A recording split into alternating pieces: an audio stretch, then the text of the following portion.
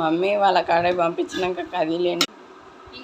ఇందులో అయితే boiled egg peel చేసి పంపించాను. సో ఇది కూడా తినేశారు.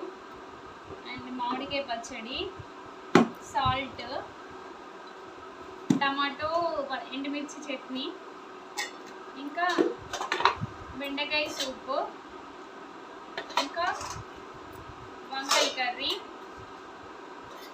బెండకాయ ఫ్రై కూడా పంపించాను. కొంచెం అక్కడ దెబ్బలు తగిలిన వాళ్ళు ఉంటే పులుపు తినరు అంటే వంకాయ ఫ్రై, పెరుగు. ఇది చాలు, ఇంతకంటే ఎక్కువ నేను వంట చేయలేక ఇక్కడ వరకు పంపించేశాను.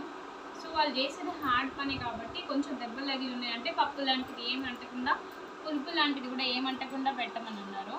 సో ఒక 2-3 తినే వాళ్ళు ఉంటే వాళ్ళకి సూపు, ఇలా ఫ్రై ఇలా పెట్టేశాను. సో ఈరోజు లంచ్ మా ఇన్ని వంటలతో కంప్లీట్ అయింది.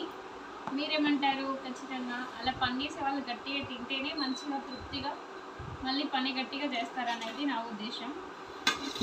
అనే వాళ్ళైతే ఫుల్ హ్యాపీ. బాయ్ మరి, థ్యాంక్ యూ ఫర్ వాచింగ్.